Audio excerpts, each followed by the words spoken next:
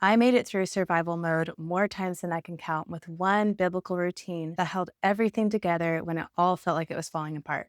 That routine helped me focus in on what actually mattered, kept our home steady, and carried the weight whenever I couldn't carry it all. And by the end of this video, you'll know the exact steps to build a routine that can do the same for you. When you're in survival mode, the hard part isn't always the work, it's not knowing what's essential and what can wait. The mistake I made for so long was just trying to do everything, even whenever I was in grad school, working part time. While in first trimester, I ran myself into the ground and it was totally unsustainable. And the turning point was realizing that I only needed a bare bones routine to keep our home afloat, and that it was actually okay and even wise to scale back in seasons like that. My friends, as you know, we are finite creatures. Psalm 90 is all about the greatness of God and how finite and creaturely that we are. And verse 12, in light of that, calls us to be intentional about how we spend our limited time and abilities. And doing this helps us grow in wisdom. So, what's one way that we can do that as moms who are walking through super intense seasons? We can scale back to what I call the bare minimum blueprint.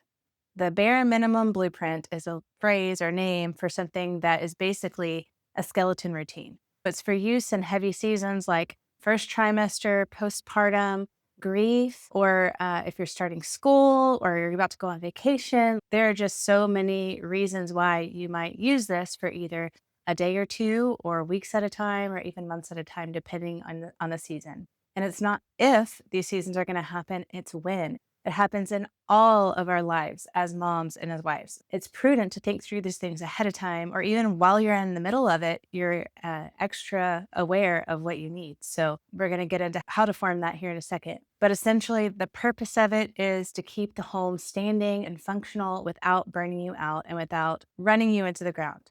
So, survival mode can feel crushing, but you don't have to stay there. If you're in the thick of it, I built a free masterclass that will help you build routines and systems that can help carry the weight in your home. You can grab that down below. But let's get back to the point. So here's the thing. Before you start building your bare minimum blueprint, there's one step that you absolutely cannot miss, but it is so easy. And I think that most of us would easily overlook it. And we're going to talk about that next. So before, I thought that survival mode just meant powering through and trying to get it all done no matter what. So I kept saying yes to hosting lots of dinners or going on play dates, baking bread, the things that we normally like to do in day-to-day life. Even deep cleaning projects that I had on my list, all those extras that we enjoy, but I didn't realize weren't really necessary, always left me feeling behind. And I had no idea, but it inevitably put unnecessary stress on our family. So, one big shift actually happened when I slowed down to think through a few really simple questions that brought a lot of clarity and helped me know what I actually needed to be about in these seasons. So, the bottom line here is the Proverbs say to know well the state of your flocks. For me, and I would say everyone as homemakers, that means knowing what the needs are of your family, especially when seasons are extra intense or seasons change. And part of that is being really honest about the limits of ourselves and our families and being intentional to guard our energy and our time in seasons like that, especially when it's very limited. So, here are some questions that I found valuable to think through. One, clarify your daily and your weekly non negotiables. So, that just basically means no matter what has to happen in a given day or in a given week. So, for example, you've got to have meals on the table, you've got to have clothes on people's backs, got to have a bit of hygiene, in terms of keeping people clean and keeping things like the bathroom clean. So it's probably going to look a little different in every home. We budget and I'm responsible for paying the bills. That's what I do. Whether or not I'm in first trimester, bills still have to get paid. So for us, that's a weekly necessity. I recommend thinking through that and writing out a column of your daily needs and your weekly needs. You decide what are the essentials and the priorities for your family and write those down. The other thing that I would write down is to decide what can wait. So, what are some things that you can let go of for a season, even if it's something that your family really enjoys? So, if you guys love going on hikes every Friday, or if you guys like, I don't know, hosting people for over for dinner twice a week. I don't know what your family does, but basically things that are maybe a blessing and things that you guys enjoy doing, but they're not core essential needs to keeping your home functioning. I would write those things down as things that you could possibly let go during really intense times like this, whenever you're having to shunt all the time and energy into what really matters. The other thing that I would say is focus on a few key rooms. So decide ahead of time, what are some rooms that you really want to make sure that you keep clean or tidy? And then what are some rooms that you can just forget about for a little while? For example, as far as tidiness goes, you might pick one or two rooms that really matter. And those are the ones that you try your best to keep tidy. And then there might be things like bathrooms. We've already mentioned this. You want to be hygienic. You want your family to be in a safe space where things are clean and they're not going to get sick because they touch a dirty toilet. So things like that. But, a guest room or an extra den or a playroom, kids' bedrooms, things like that, perhaps you can let that go during intense seasons like this. You decide what's best for you and for your family.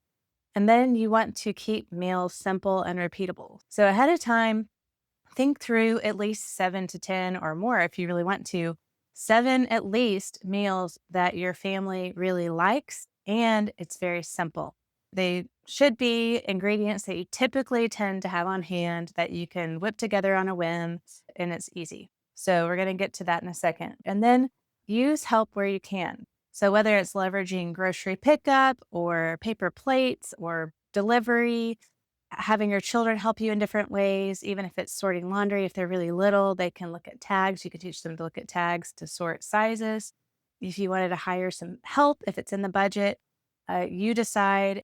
The key is deciding and thinking through this ahead of time and writing that down. By the way, if we haven't met, I'm Lauren. I'm a homeschooling mom of 5. And here on this channel, I help Christian homemakers build systems and routines that actually fit your life and your home. If that sounds like something you need, go ahead and like and subscribe so that you don't miss my weekly videos. So once you've reflected and simplified, the question then becomes, how do you actually turn it into a plan that you can lean on and use every single day that you need it? Personally, it was very helpful for me whenever I stopped trying to keep all of this in my head and actually wrote it down. After reflecting on some of these things, I actually typed it all out and I put it in my home management binder. And if you don't have one, I highly recommend getting one. Just get a 3-ring, 1.5-inch binder that you can plug things like this in or other resources that you could use for your home. But that's besides the point. Basically, once I put it in my binder, the next time survival mode hit, because it does happen, like I said, all I had to do was open and use it. I didn't have to think about it. Jesus said in his word to gather the resources that you need, consider what you have before you build your house. Thinking through some of these things and being really intentional about what your home needs in seasons like this is doing just that. Writing down the routine is doing just that. You're creating something realistic with the resources that you have so that you're not scrambling when life gets intense. You can just, like water off a duck's back, just keep going. So here's what I do. I plug my non-negotiables into a daily rhythm, and I would recommend using time blocks. That way you're not racing against the clock.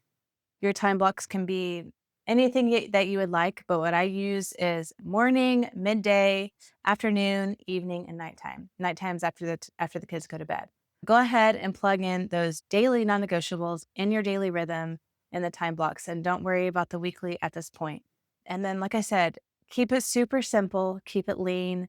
Think meals, laundry, quick resets, quick tidies, and rest. Don't forget to rest. I think intense seasons like this, rest can be one of the first things to go.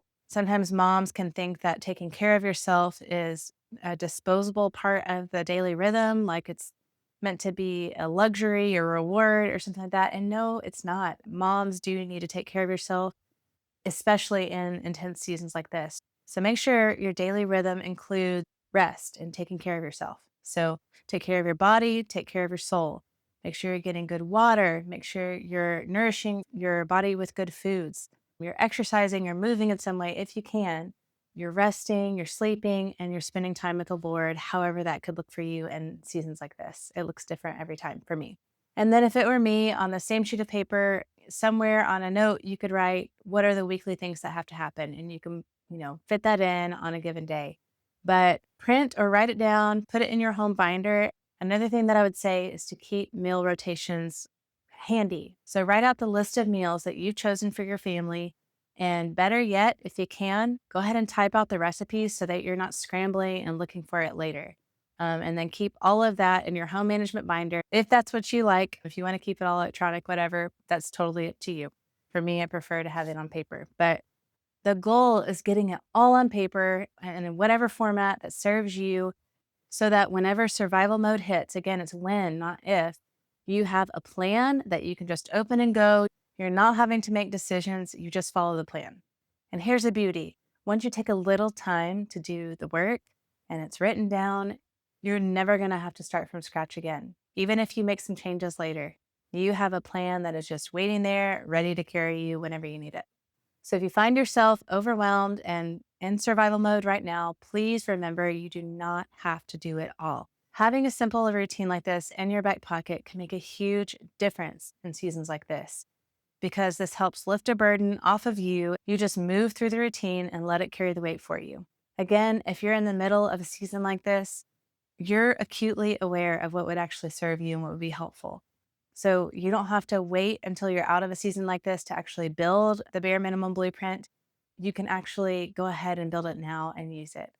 If you're not in a season like this right now, it is coming. So again, I highly recommend going ahead and doing this work and serving your future self.